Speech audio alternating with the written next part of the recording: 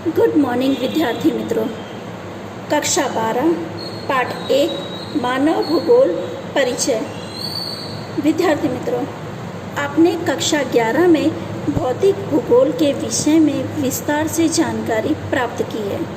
भूगोल बहुत ही उपयोगी और रोचक विषय है।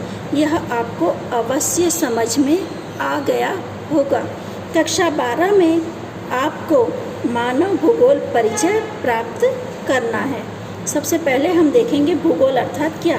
भूगोल पृथ्वी के संदर्भ में पद्धति अनुसार अध्ययन करने वाला विज्ञान है।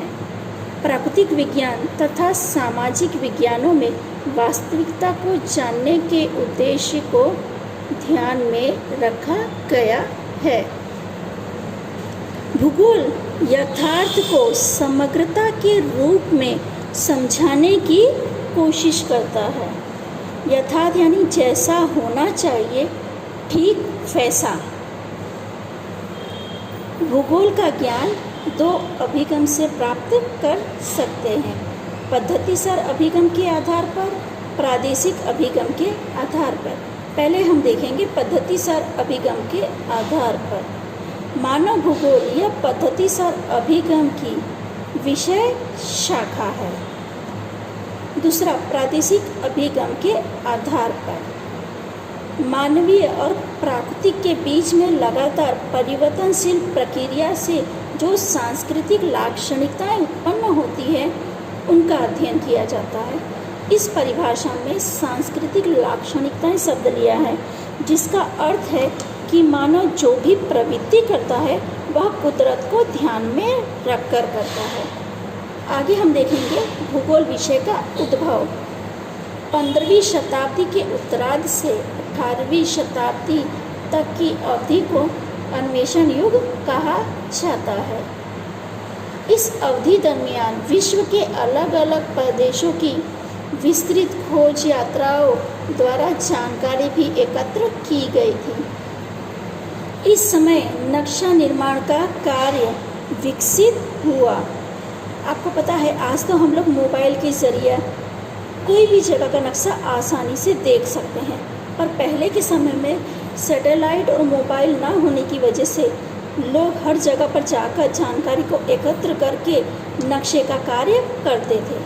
भूगोलवेताओं ने प्राप्त जानकारी को वैज्ञानिक ढांचों में वर्गीकृत किया। यानी उन्हें अलग अलग किया। इसके परिणाम स्वरूप भूगोल विषय का उद्भव हुआ। बर्नर्ड बेरेनियस ने अपनी पुस्तक जियोग्राफी जर्नालिस्ट में भूगोल के 2 विभाग में बांटा है। पहला सामान्य भूगोल, दूसरा विशिष्ट भूगोल। हम पहले देखेंगे सामान्य भूगोल। सामान्य भूगोल में समग्र पृथ्वी को एक इकाई के रूप में स्वीकार करके उनकी लाक्षणिकता का अध्ययन किया जाता है। और विशिष्ट भूगोल में पृथ्वी के अलग अलग प्रदेश और उनके मानव जीवन का अध्ययन किया जाता है। यानी सामान्य भूगोल में पूरी पृथ्वी का अध्ययन होता है और विशिष्ट भूगोल में किसी निश्चित क्षेत्र, निश्चित वातावरण का अध्ययन किया जाता है। आगे हम देखेंगे पृथ्वी पर मानव जीवन का क्रमशः विकास हुआ है। मानव की मूलभूत आवश्यकताएं भोजन, कपड़ा और निवास इत्यादि पर प्राकृतिक परिबल का असर होता है। मानव भूगोल में मानवीय और प्राकृतिक परिबलों को परस्पर होने वाले प्रभाव का अध्ययन किया जाता है। मानव भूगोल में मानव को केंद्र में रखा गया है, यानी मध्य में रखा गया है। मानव की निवास स्थान के क्षेत्रों के आधार पर उनकी प्रवृत्ति निश्चित की गई है। जैसे कि मैदानी प्रदेशों में बसने वाले मानव कृषि कार्य करते हैं।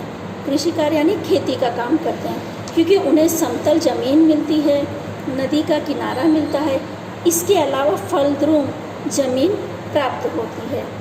जंगल में निवास करने वाले मानव जंगल से उत्पादनों को इकट्ठा करते हैं, जैसे औषधि है, लाख है, कुंदर है, मध है, ऐसी वस्तुओं को एकत्र करते हैं। और जो लोग समुद्र के किनारे बसते हैं वो मानवीय मत्स्ययान की प्रवृत्ति द्वारा विशिष्ट रूप से कार्य करके आय प्राप्त करते हैं। इस तरह मानव और पर्यावरण के बीच में आंतरिक संबंधों से उद्भव होने वाली प्रवृत्ति द्वारा भूगोल का अध्ययन क्षेत्र व्यापी बना है, यानी बड़ा हो चुका है। बेरेनियस ने इस बात को ध्यान में रखकर भूगोल की विषय वस्तु को 3 उपविभागों में वर्गीकृत किया है: खगोल विषय लाक्षणिकताएं, स्थलीय लाक्षणिकताएं और मानवीय लाक्षणिकताएं। पृथ्वी की सतह पर आए हुए विभिन्न तत्वों और पहलुओं का मानव के संदर्भ में अध्ययन करते हैं। यहाँ पे 2 शब्द दिया है, तत्वों और पहलुओं का। तो इसका अर्थ है कि मानव अपने स्वार्थ के अनुसार उनका अध्ययन करता है। पृथ्वी की सतह पर प्राप्त सभी तत्वों को उनकी उत्पत्ति के आधार पर 2 विभागों में बांटा गया है: प्राकृतिक और भौतिक तत्व, मानवीय और सांस्कृतिक तत्व। इन तत्वों के आधार पर भूगोल की 2 शाखाओं का विकास हुआ। पहला प्राकृतिक भूगोल, दूसरा मानवीय भूगोल। विद्यार्थी मित्रों, जैसा पहले ही हमने देखा कि इस पाठ का नाम है मानवीय भूगोल परिचय, तो यहाँ पर हम मानवीय भूगोल परिचय के बारे में जानकारी प्राप्त करेंगे। 19वीं शताब्दी में प्राकृतिक भूगोल और भूस्वरूपीय भूगोल नामक 2 शाखाओं का विकास हुआ। यहाँ पे देखो शब्द दिया है प्राकृतिक भूगोल। प्राकृतिक भूगोल यानी कुदरती वस्तुओं का अभ्यास, और भूस्वरूपीय भूगोल अर्थात कि जमीन के स्वरूपों का अभ्यास। परंतु उनकी प्रतिक्रिया के रूप में कुछ भूगोलवेताओं ने मानव और पर्यावरण के मध्य पारस्परिक संबंधों के अध्ययन को अधिक महत्व दिया, जिसके परिणाम स्वरूप मानव भूगोल नामक शाखा का उद्भव हुआ। मानव का निवास गृह के रूप में पृथ्वी का अध्ययन यह मानव भूगोल का प्रथम सोपान है। मानव भूगोल 3 अधिक तत्वों के अध्ययन को महत्व देता है। पहला, प्राकृतिक तत्व और मानव जगत के बीच का संबंध। दूसरा, मानवीय प्रवृत्तियों का स्थानिक वितरण और उनकी प्रवृत्तियों के होने के पीछे का कारण। तीसरा, विश्व के अलग अलग क्षेत्रों में सामाजिक और आर्थिक भिन्नताओं का अध्ययन। मनुष्य की सभी विकासात्मक गतिविधियों पर भौतिक पर्यावरण का असर होता है। भौतिक पर्यावरण अर्थात आसपास के पर्यावरण का असर देख सकते हैं।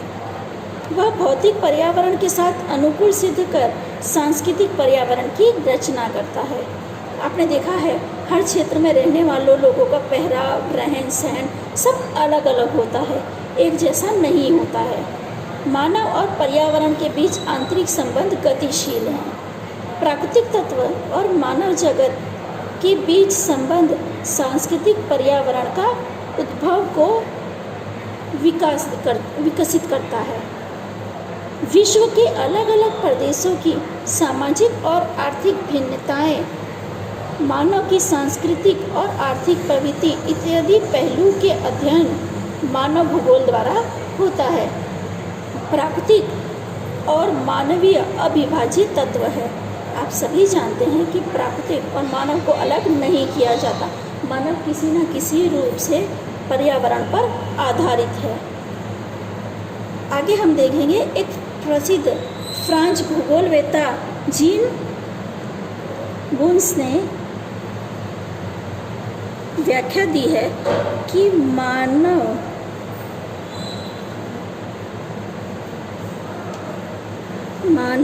भूगोल ऐसे सभी तत्वों का अध्ययन करता है जो मानव की क्रिया प्रतिक्रिया द्वारा प्रभावित होता है। इसी के साथ हमारा पहला पाठ पूरा होता है।